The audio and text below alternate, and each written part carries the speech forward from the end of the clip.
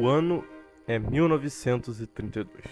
Antes de falarmos sobre a IB, ou até mesmo sobre o Manifesto de Outubro, devemos falar sobre a CEP, Sociedade de Estudos Políticos. Associação que antecede o partido e a doutrina integralista até o seu lançamento oficial em outubro do mesmo ano. A primeira reunião ocorrera em fevereiro, na sede do jornal A Razão. Nela foram recepcionados vários jovens intelectuais paulistas, a exemplo de Cândido Mota Filho, jurista, jornalista e político. Durante o modernismo, este havia participado do Grupo Verde e Amarelo, onde se encontrava também Plínio Salgado. Ataliba Nogueira, jurista, professor e jornalista, envolvido na criação do Partido Nacional Sindicalista, ideia a qual não frutificou, além de vários estudantes da Faculdade de Direito. Apesar de ser sediado em São Paulo e ter diversas intelectualidades paulistas, contando com o próprio, que era muito querido em sua terra natal, e ser uma associação de foco intelectual, Plínio Salgado pensava além. Não pensava só em uma única associação paulista dedicada a estudar os problemas nacionais. Porém, através das análises e estudos feitos dentro dela, pretendia, em um futuro próximo, abarcar em um grande movimento para a resolução destes problemas. Este anseio é nítido em uma carta que enviara a Albiano de Melo. Em março, mês seguinte à primeira reunião, Plínio Salgado pronuncia em discurso: tudo indica que o Brasil quer renovar-se, quer tomar posse de si mesmo, quer marchar resolutamente na história. Clama-se pela justiça social e por mais humana distribuição dos bens. Exige-se do Estado que intervenha com poderes mais amplos, tendentes a moderar os excessos do individualismo e a atender os interesses da coletividade. Neste momento, congrego-vos para estudarmos os problemas nacionais e traçarmos em consequência destes estudos os rumos definitivos de uma política salvadora. Havia 9 princípios no qual deveriam se alicerçar as reuniões, discussões e as preocupações da CEP, e consequentemente estas são as bases iniciais do que viria a ser o famoso Manifesto de Outubro. Elas são: A. Somos pela unidade da nação. B. Somos pela expressão de todas as suas forças produtoras no Estado. C. Somos pela implantação do princípio de autoridade, desde que ele traduza forças reais e diretas das agências da produção material, intelectual e da expressão moral do nosso povo. D. Somos pela consulta das tradições históricas e das circunstâncias geográficas, climatéricas e econômicas que distinguem nosso país. E. Somos por um programa de coordenação de todas as classes produtoras. F.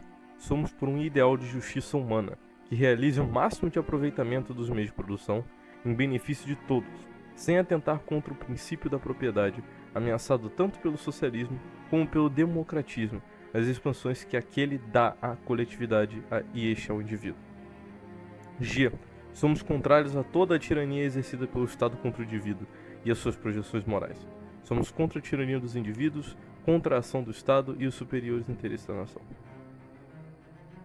Somos contrários a todas as doutrinas que pretendem criar privilégios de raça, de classe, de indivíduos, grupos financeiros ou partidários, mantenedores de oligarquias econômicas ou políticas. E somos pela afirmação do pensamento político brasileiro, baseado nas realidades da Terra, nas circunstâncias do mundo contemporâneo, nas superiores finalidades do homem e no aproveitamento das conquistas científicas e técnicas do nosso século.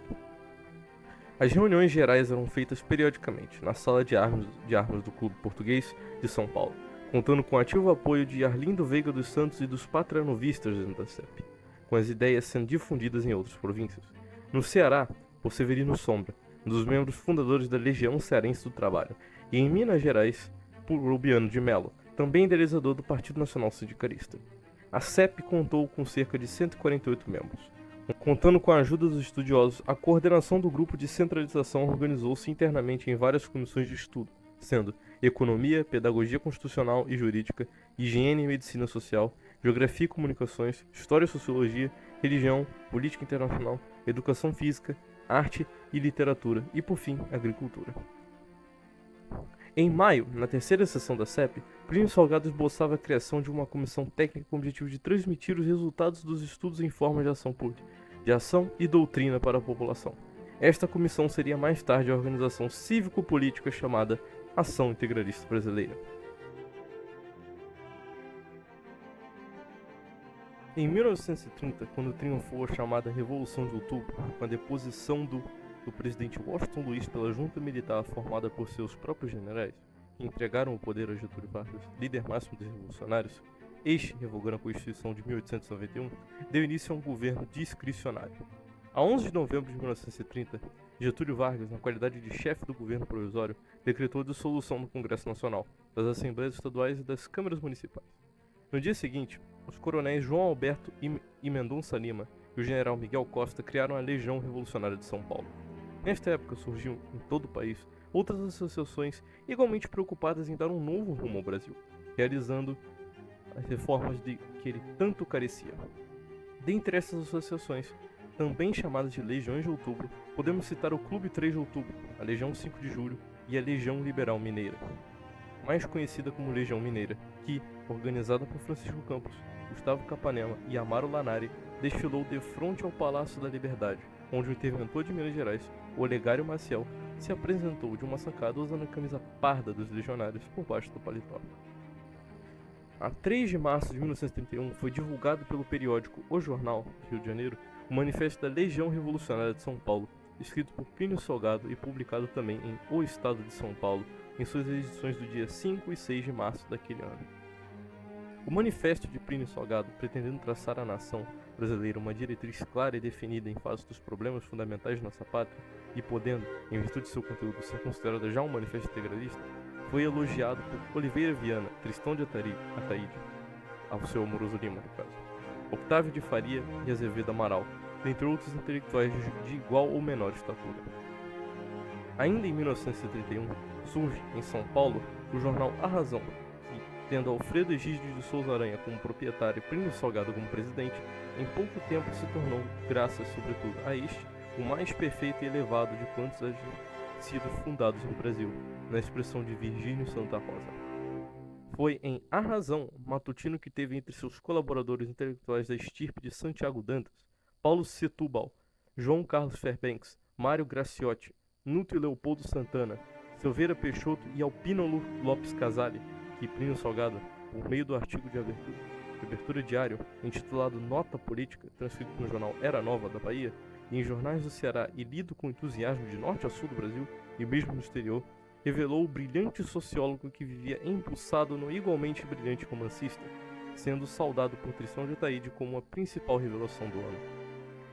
A 24 de fevereiro de 1932, quando milhares de pessoas participavam na Praça da Sé, no centro de São Paulo, no comício promovido pela Liga Paulista Pró-Constituinte para celebrar o 40º aniversário da Constituição de 1891, um grupo de intelectuais se reunia, sob a liderança de Plínio Salgado, para organizar a Sociedade de Estudos Políticos, já citada, cuja assembleia de fundação seria realizada a 12 de março daquele ano, no Salão de Armas do Clube Português, à Avenida São João. A CEP foi uma organização que reuniu dezenas de homens de pensamento e de ação, e que, a partir do estudo de nossa realidade e de nossos problemas, bem como dos ensinamentos de pensadores nacionais e estrangeiros, estabeleceu um novo caminho para o Brasil, caminho que, caso seguido, salvá-lo-ia da balbúrdia que nele imperava desde o crepúsculo do Império, o reconduzindo à sua vocação histórica, às bases morais de sua formação, e o transformando numa nação verdadeiramente grande, unida, próspera, feliz e soberana. A 23 de maio daquele conturbado ano de 1932, o jornal A Razão, injustamente acusado de ser contrário à reconstituição do país, foi empastelado e incendiado durante os distúrbios que culminaram no ataque da sede da Legião Revolucionária e na morte dos estudantes Mário Martins de Almeida, Euclides Bueno Miragaia, Drauzio Marcondes de Souza e Antônio Américo de Camargo, cujos iniciais dos nomes pelos quais eram mais conhecidos deram origem à sigla MMDC, que se tornou o nome do mais importante movimento em prol da reconstitucionalização do Brasil. Foi durante aquele mês de maio que Plínio Salgado redigiu um manifesto que entraria para a história como Manifesto de Outubro, mês de sua divulgação, que não se deu antes por conta da Revolução Constitucionalista de 9 de julho de 32, já iminente, como sabia Cândido Mota Filho, que a respeito disso alertou Plínio Salgado em junho daquele ano, quando for aprovado pela CEP o anteprojeto do Manifesto Integralista, do consagrado autor de O Estrangeiro e O Esperado. Sustentando a concepção integral do universo do homem, a revolução interior, os valores fundamentais da nacionalidade, a democracia integral ou democracia orgânica, o municipalismo, a revalorização da autoridade, pressuposto a existência da autêntica liberdade, a harmonia social e a harmonia étnica e o Estado ético integral, ao mesmo tempo antitotalitário e anti-individualista, e caracterizado sobretudo pelo respeito à intangibilidade do ente humano e seu livre-arbítrio dos grupos naturais dele procedentes, o Manifesto de Outubro já trata, ainda que de maneira sucinta, de todos os princípios básicos da doutrina integralista, depois aprofundados em inúmeros livros, manifestos, artigos e discursos de Plínio Salgado e de outros doutrinadores integralistas. Em outubro de 1932 e novembro de 1937, o integralismo teve um crescimento espantoso, conquistando centenas de milhares de adeptos e outras tantas de simpatizantes nas mais variadas religiões, etnias e classes sociais, tornando-se a Ação Integralista o primeiro partido de massas do país e o primeiro partido de âmbito nacional desde a implantação da República, e reunindo a extraordinária pleiade de intelectuais a que Gerardo Melo Mourão chamou o mais fascinante grupo da inteligência do país. Os atentados perpetrados pelos comunistas, sicários do imperialismo russo-soviético de Stalin ou da Quarta Internacional de Trotsky, bem como as perseguições empreendidas por governadores como Juraci Magalhães da Bahia e Lima Cavalcante de Pernambuco, em vez de conter o avanço do integralismo, ajudaram este movimento a crescer, de forma análoga ao que ocorrera com o cristianismo sob as perseguições sofridas em Roma, sobretudo ao reinado de Nero. Em maio de 1937, os integralistas decidiram, por meio de um plebiscito, qual seria o seu candidato às eleições presidenciais, que ocorreriam em janeiro do ano seguinte. Plínio Salgado, que obteve mais de 800 mil votos, foi o escolhido.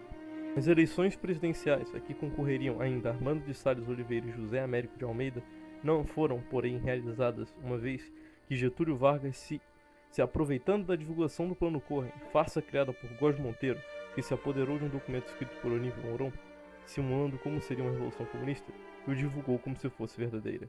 Instaurou, a 10 de novembro de 1937, o Estado Novo.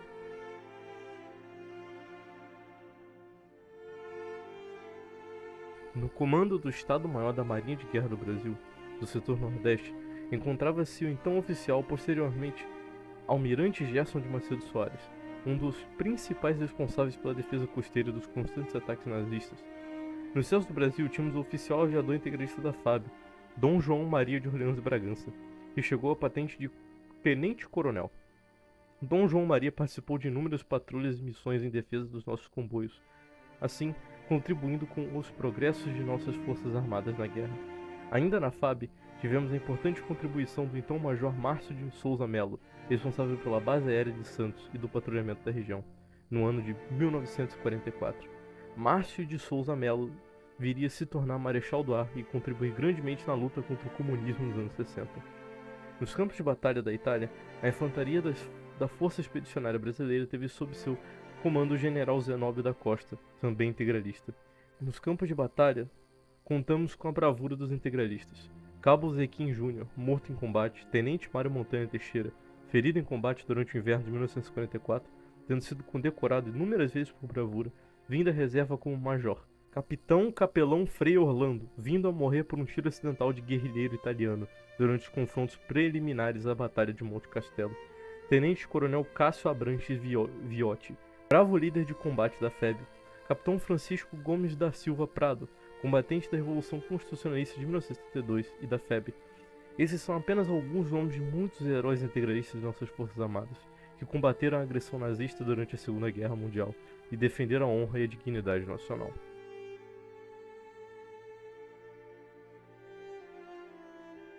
O Partido de Representação Popular foi fundado em 1945 por Raimundo Padilha e outros veteranos integralistas depois da queda do Estado Novo.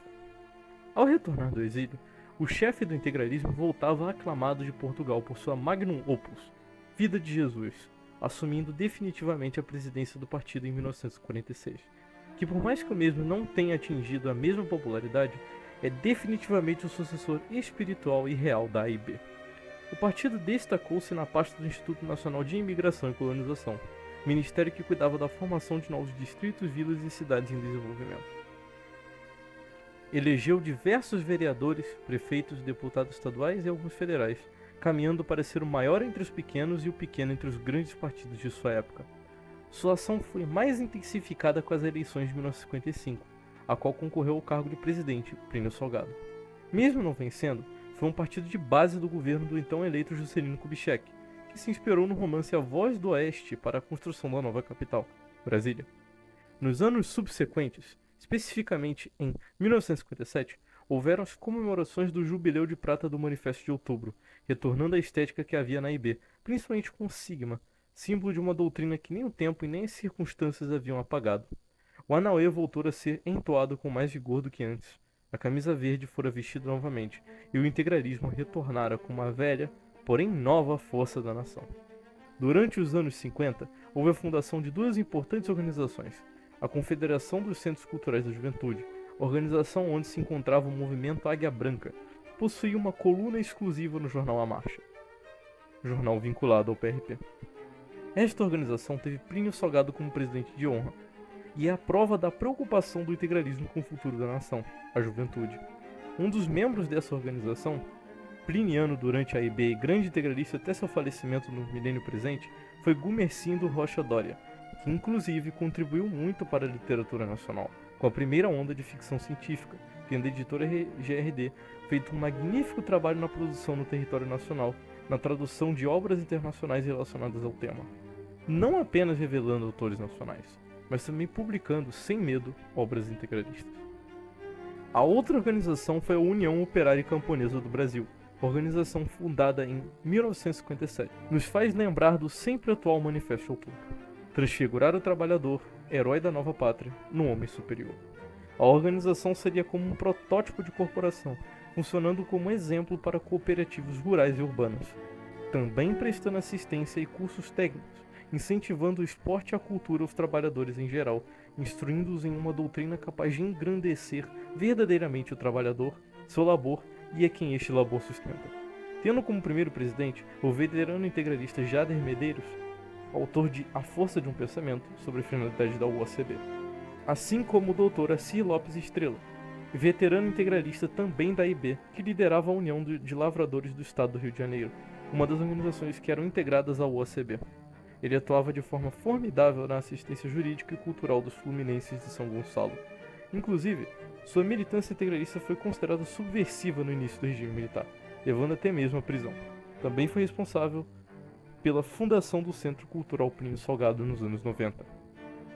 Organizações que eram ligadas ao Partido de Representação Popular, em certa medida, prosseguiram fluindo nos anos seguintes, mesmo após a implementação do regime militar.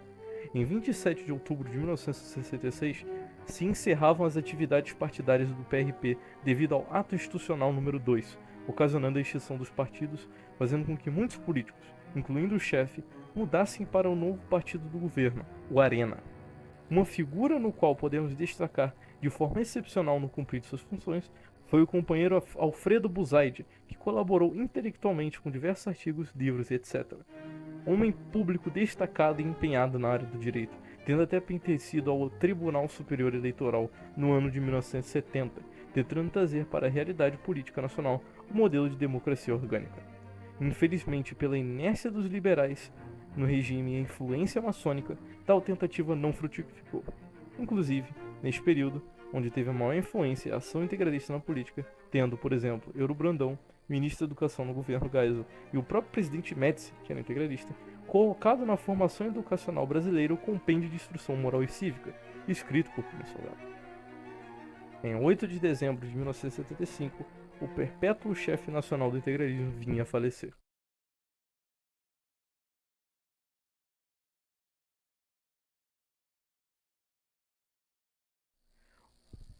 Um católico, pai, esposo, chefe. Mesmo morto, o seu ideal vive, continuando mesmo após sua morte entre revistas, periódicos remanescentes em centros culturais. No novo milênio, com novas tecnologias, novos companheiros se agrupam novamente para criar uma organização declaradamente integralista. Esta que viria a ser no futuro a Frente Integralista Brasileira.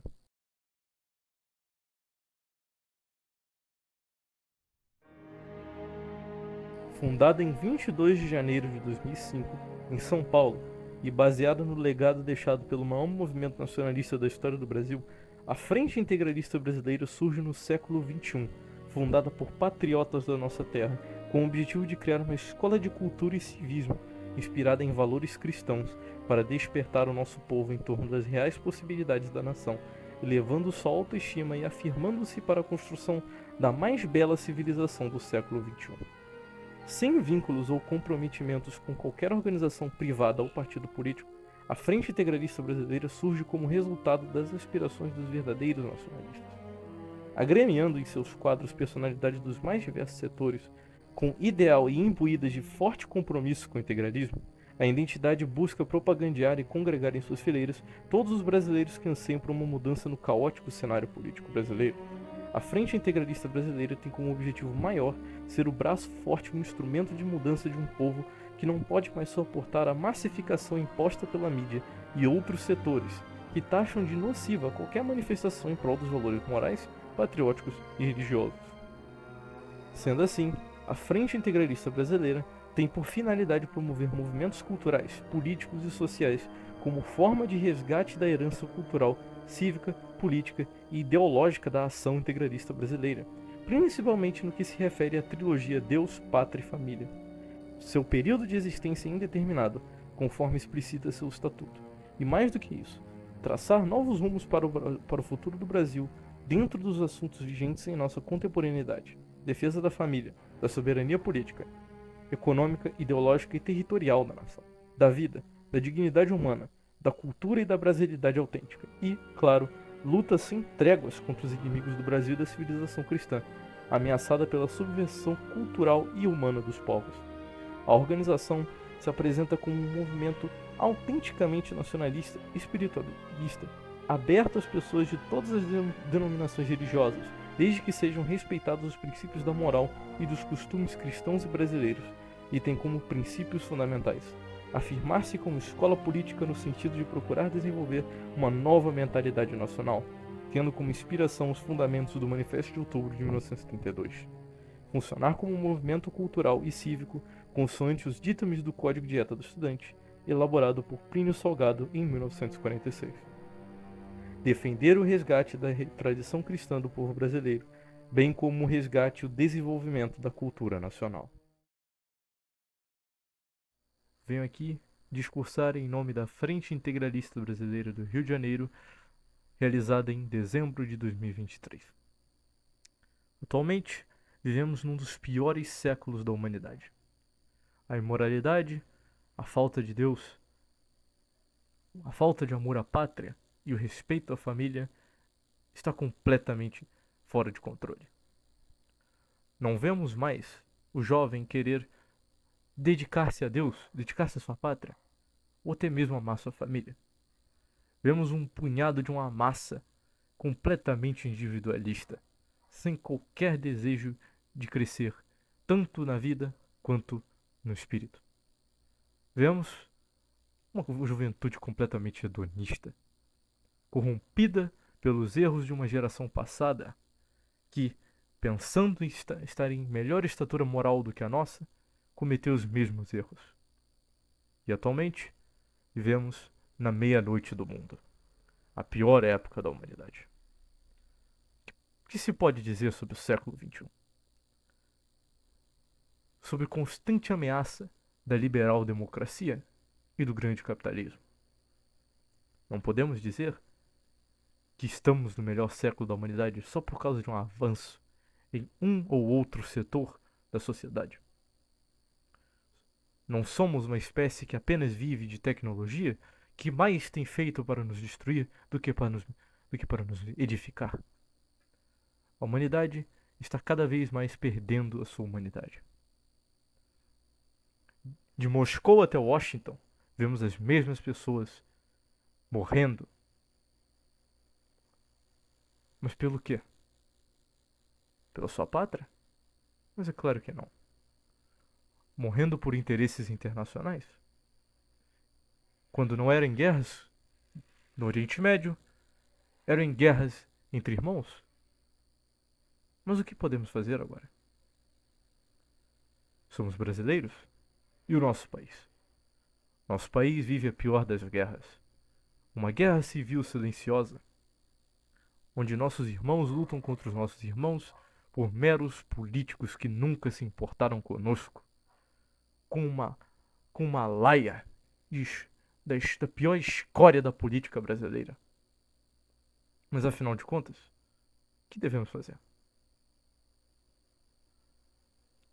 devemos procurar ajudar o nosso país, ajudar a nossa família, e mais importante, voltarmos para Deus. A humanidade afastou-se de Deus. A grande razão de tudo é isto. Deus nos criou em imagem e semelhança dele. Nós, sem Deus, somos nada, um punhado de carne. Afinal de contas, Deus guia os destinos dos povos. E se não seguirmos Deus, vamos para a ruína. Vemos que o Brasil necessita ainda mais do integralismo, daquela doutrina organizada por nobres patrícios nos anos 30, está mais atual do que já era. Vemos que nosso país sofre de todas as ameaças possíveis. Ameaça estrangeira, ameaça interna, ameaça econômica, ameaça social. O Brasil precisa se levantar. O Brasil precisa voltar a ser a grande nação que um dia foi. O Brasil, mais do que nunca, precisa se tornar a maior nação da América Latina.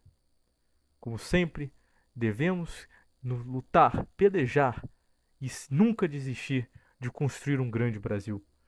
O Brasil de Tamandaré, o Brasil de Caxias, o Brasil de Plínio Salgado, o Brasil de Gustavo Barroso. Não o Brasil de Lula, nem o Brasil de Bolsonaro. O Brasil da verdadeira Deus, pátria e família. O Brasil que ama a Deus, que ama a sua pátria, que ama a sua família. O Brasil que um dia lutou por todos esses ideais, tanto em terras brasileiras, quanto no Paraguai, quanto na Itália, quanto em qualquer lugar. Vemos agora a maior necessidade de amar o Brasil. Em nenhum período da história precisamos amar tanto a nossa pátria quanto agora. E o Brasil precisa de você. Precisa do integralista. O Brasil precisa que em todos os rincões desta pátria seja hasteada a bandeira auriverde e a bandeira azul e branca. Senão, estamos condenados. Seremos uma civilização esquecida. Seremos os novos astecas. Civilização completamente arruinada. Devemos lutar pela nossa pátria. Devemos, por fim, bradar Anauê a todos os 4 cantos do planeta Terra para que ouçam que o Brasil não está morto. Companheiros, nunca desistam. Não desistam. Porque pelo Brasil marchamos. E pela 4ª humanidade venceremos. Viva Cristo Rei! Anauê!